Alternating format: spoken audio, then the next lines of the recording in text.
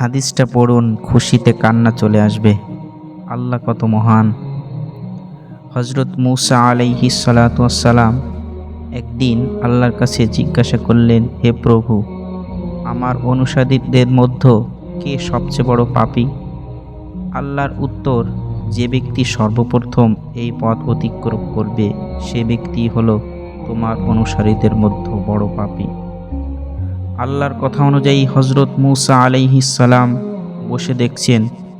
কিছুক্ষণ পর দেখলেন এক ব্যক্তি ছোট একটি ছেলেকে কোলে করে পথ অতিক্রম করছে। হযরত মূসা আলাইহিস সালাম বুঝে ফেললেন এই সেই বড় পাপী। হযরত মূসা আলাইহিস সালাম আল্লাহকে বললেন, হে প্রভু, এখন আমাকে সবচেয়ে নেককার মানুষটিকে দেখান।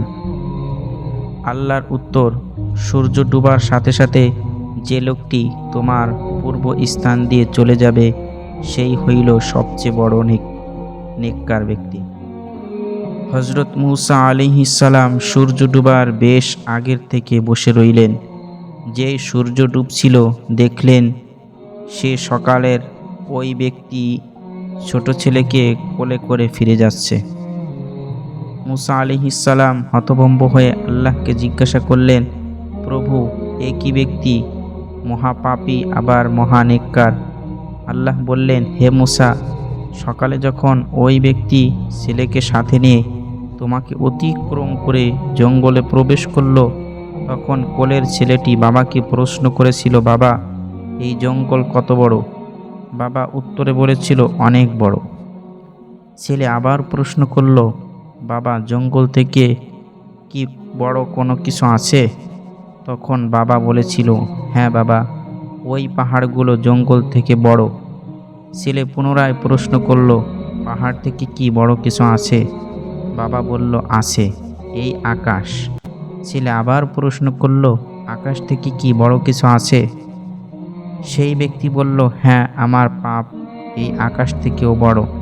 ছেলে বাবার এই উত্তর শুনে বলল, বাবা, তোমার পাপ থেকে বড় কি কোনো কিছু নেই?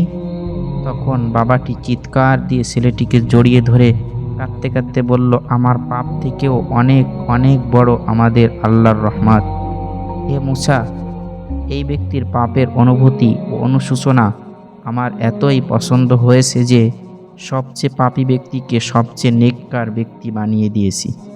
মনে রেখো, আমার শাস্তির হাত থেকে ক্ষমার হাত বহুগুণ বড়। হে আল্লাহ, আপনি আমাদের সকলকে পিছনের গুনাহসমূহ ক্ষমা করে সামনের দিনগুলোকে সত্য পথে চলার তৌফিক দান করুন। আমিন।